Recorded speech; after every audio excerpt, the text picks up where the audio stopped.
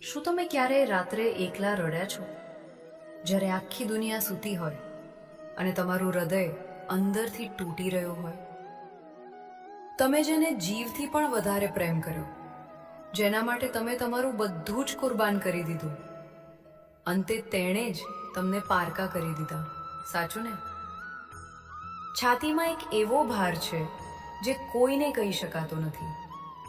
મન એટલું અશાંત છે કે જાણે હવે શ્વાસ લેવો પણ મુશ્કેલ લાગે છે.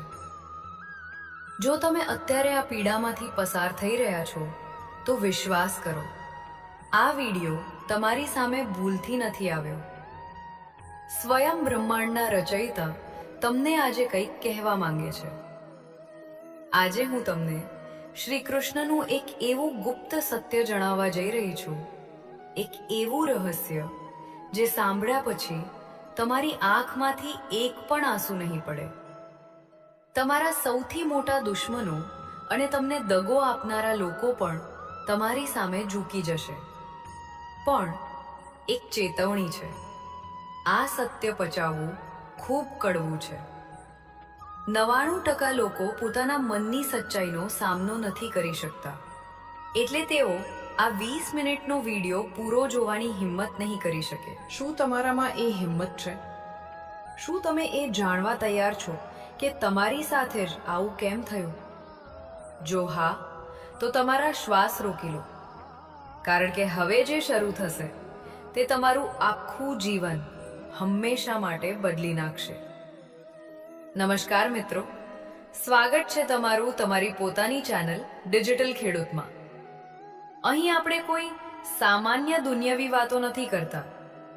જે રીતે એક ખેડૂત કઠણ અને સૂકી જમીનને ચીરીને તેમાંથી નવું જીવન પેદા કરે છે, બસ એવી જ રીતે અમારો ઉદ્દેશ શ્રી કૃષ્ણના જ્ઞાનથી તમારા અશાંત મનના અંધકારને ચીરીને તેમાં શાંતિ અને સત્યનો પ્રકાશ લાવવાનો છે. આ સફર આસાન નહીં હોય, પણ જો તમે અંત સુધી મારી સાથે ટકી ગયા તો આજથી જ તમારું જીવન 360 ડિગ્રી બદલાઈ જશે. તો ચાલો સત્યની આ સફર શરૂ કરીએ. શ્રી કૃષ્ણ કહે છે, મન એ મનુષ્યનું સૌથી મોટો મિત્ર છે અને સૌથી મોટો શત્રુ પણ છે. જરા તમારી પોતાની તરફ જુઓ. તમારી પાસે બધું જ છે, ખોરાક, કપડાં, ઘર, કદાચ ગાડી પણ. છતાં તમે અશાંત છો. કેમ? કારણ કે તમે તમારા જ મનના કેદી બની ગયા છો. આપણું મન એવા પતંગ જેવું છે જે બીજાના હાથમાં છે. કોઈએ તમારી તારીફ કરી, તમે ફૂલાઈ ગયા. કોઈએ બે કડવા વેણ કહ્યા, તમે તૂટી ગયા. તમારી ખુશી બીજાની મુઠ્ઠીમાં છે. શું આને જિંદગી કહેવાય? તમે જેમને સૌથી વધુ પ્રેમ કરો છો, શું તેઓ ખરેખર તમને પ્રેમ કરે છે કે તમારી જરૂરિયાતને પ્રેમ કરે છે? આ એક એવું સત્ય છે જે તમારે સ્વીકારવું પડશે, ભલે તે ગમે તેટલું કડવું હોય. જ્યારે તમારી ઉપયોગિતા ખતમ થઈ જશે ત્યારે સૌથી નજીકના સંબંધો પણ અજાણ્યા બની જશે. આ જિંદગીની સૌથી મોટી જેલ છે. મિત્રો, જો આ વાતો તમારા આત્માને સ્પર્શી રહી હોય અને તમે ખરેખર જીવનના બંધનોમાંથી મુક્ત થવા ઈચ્છતા હો, તો અત્યારે જ આ વિડીયોને લાઈક કરો. આ માત્ર એક ક્લિક નથી, પણ એ તમારી પોતાની જાત સાથેની એક કમિટમેન્ટ છે કે તમે જીવનના આ રહસ્યને સમજવા માટે ગંભીર છો. અને આપણી આ ડિજિટલ ખેડૂત ચેનલને સબસ્ક્રાઇબ કરી લો, કારણ કે આ સફર તો હજુ શરૂ થઈ છે. ચાલો હું તમને એક પાવરફુલ વાર્તા કહું જે તમારા મનના બધા પ્રશ્નોના જવાબ આપી દેશે. એક રાજ્યમાં એક વૃદ્ધ રાજા હતો. તેના મૃત્યુ પહેલા તેણે એક ખૂબ જ મોટો અને અદ્ભુત અરીસો બનાવડાવ્યો. આ અરીસો સામાન્ય નહોતો. તેમાં એવું જાદુ હતું કે જે પણ વ્યક્તિ એમાં જુએ તેને તેનું ભવિષ્ય અને તેના બધા જ પાપ દેખાઈ જતા. રાજાએ તે અરીસાને મહેલના સૌથી સુરક્ષિત ભોયરામાં રાખ્યો અને તેની પર એક કાળો પડદો નાખી દીધો. તેણે નિયમ બનાવ્યો કે જે પણ વ્યક્તિ આ અરીસામાં જોવાની હિંમત કરશે તેને હું અડધું રાજ્ય આપી દઈશ. પણ શરત માત્ર એટલી જ કે અરીસામાં જોયા પછી તેણે જે જોયું તે આખા ગામની સામે આવીને કહેવું પડશે. આખા રાજ્યમાંથી હજારો યુવાનો, જ્ઞાનીઓ અને લડવૈયાઓ આવ્યા. બધાને અડધું રાજ્ય જોઈતું હતું. તેઓ બોયરામાં જતા પણ પડદો ઉઠાવવાની કોઈની હિંમત ન ચાલતી. તેઓ બધા જ બહાર આવીને એમ જ કહેતા, મેં કંઈ નથી જોયું, કારણ કે અરીસામાં એવું શું હશે તે વિચારથી જ તેઓ કાપી જતા હતા. તેઓ પોતાના જ સત્યથી ડરી ગયા હતા. તો શું કોઈએ ક્યારે તે પડદો ઉઠાવ્યો?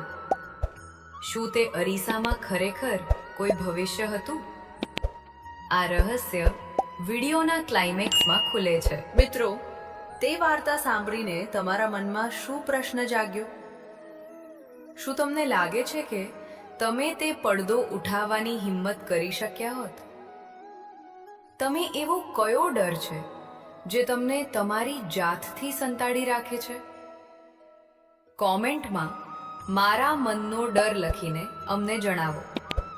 તમારી એક કોમેન્ટ કદાચ બીજા કોઈને પ્રેરણા આપી શકે છે. શ્રી કૃષ્ણ કહે છે, તું તારું કર્મ કર, ફળની ચિંતા ન કર. કેમ? કારણ કે આ દુનિયા એક પડઘો છે. તમે જે આપો છો તે જ તમને પાછું મળે છે, 10 ગણું થઈને. તમને કોઈએ દગો આપ્યો? ચિંતા ન કરો, એ પણ એક પડઘો જ છે. કદાચ તમે પણ કોઈનો વિશ્વાસ તોડ્યો હશે, ભલે તમે ભૂલી ગયા હો. જીવનનો આ હિસાબ અટલ છે. કોઈ પણ આનાથી બચી શકતું નથી. તમે કહો છો, મારો ખરાબ સમય ચાલી રહ્યો છે, પણ શ્રી કૃષ્ણ કહે છે, સમય ખરાબ નથી હોતો, તારી દ્રષ્ટિ બદલી ગઈ છે. જ્યારે તમે તમારી જાતને કારતા માનવાનું બંધ કરી દો, જ્યારે તમે સ્વીકારી લો કે જે થઈ રહ્યું છે તે કુદરતની વ્યવસ્થા છે, ત્યારે તમારા જીવનમાંથી બધી પીડા ખતમ થઈ જશે. તમારી હાર પણ જીતમાં બદલાઈ જશે, કારણ કે તમે લડવાનું બંધ કરી દીધું છે. હવે પાછા આવીએ તે વાર્તા પર. રાજાના મૃત્યુનો સમય નજીક આવ્યો. એક દિવસ એક નાનો, ગરીબ અને સામાન્ય છોકરો આવ્યો. તેણે કહ્યું, હું અરીસામાં જોશ. બધા લોકો ભોયરાની બહાર ઊભા રહ્યા. છોકરો અંદર ગયો. તેણે તે ભારે પડદો પકડ્યો. તેના હાથ કાપી રહ્યા હતા. તેણે વિચાર્યું, જો મેં મારું પાપ જોયું તો હું કેવી રીતે જીવીશ? પણ તેણે હિંમત કરી અને પડદો એક સાથે ઉઠાવી લીધો. તેણે અરીસામાં શું જોયું? તેણે જોયું કે ત્યાં કોઈ અરીસો હતો જ નહીં. ત્યાં માત્ર એક ખાલી પથ્થરની દિવાલ હતી. તે છોકરો બહાર આવ્યો અને તેણે રાજાને પૂછ્યું, રાજાજી, ત્યાં તો કંઈ નથી. રાજા હસ્યો અને તેણે કહ્યું, બેટા, આજ તો જીવનનું સૌથી મોટું સત્ય છે. તું જેનાથી ડરી રહ્યો હતો તે તારા પોતાના જ મનની કલ્પના હતી. દુનિયામાં કોઈ એવો અરીસો નથી જે તારું ભવિષ્ય કહી શકે. તું કોણ છે, તારું પાપ, તારું પુણ્ય, એ બધું જ તારા પોતાના મનની માન્યતા છે. તારું સત્ય તારા પોતાના હાથમાં છે. મિત્રો, આ જ છે શ્રી કૃષ્ણનો છેલ્લો સંદેશ. તમે કોઈ શરીર નથી, તમે કોઈ મન નથી, તમે કોઈ સંબંધ નથી. તમે માત્ર એક સાક્ષી છો. આ જગત માત્ર એક નાટક છે. આ રહસ્યને તમે સમજી લેશો તો તમે આ ક્ષણે જ મુક્ત થઈ જશો. આજે હું તમને એક જ વાત કહેવા માંગુ છું. ગમે તેટલી મુશ્કેલી આવે ક્યારેય ડરશો નહીં. તમે એકલા નથી. જેણે આ બ્રહ્માંડ બનાવ્યું છે તેની આખા બ્રહ્માંડમાં કોઈ એવી શક્તિ નથી જે તમારાથી વધારે મહત્વની હોય. તમારી ભીતર એ જ પરમાત્મા છે. બસ આ સત્યને યાદ રાખો. જો આ વિડીયોએ તમને 1 સેકન્ડ માટે પણ આત્મચિંતન કરવા મજબૂર કર્યા હોય તો તમારા આત્માના અવાજને શેર કરો અને આ વિડીયોને વધુમાં વધુ લોકો સુધી પહોંચાડો. ડિજિટલ ખેડૂત ચેનલને સબસ્ક્રાઇબ કરવાનું ભૂલતા નહીં, જેથી આવા જીવન બદલી નાખનારા વિડીયો તમને હંમેશા મળતા રહે. કોમેન્ટ બોક્સમાં જય શ્રી કૃષ્ણ જરૂર લખજો. આ જિંદગીની અદ્ભુત સફર પર ચાલતા રહો. ધન્યવાદ.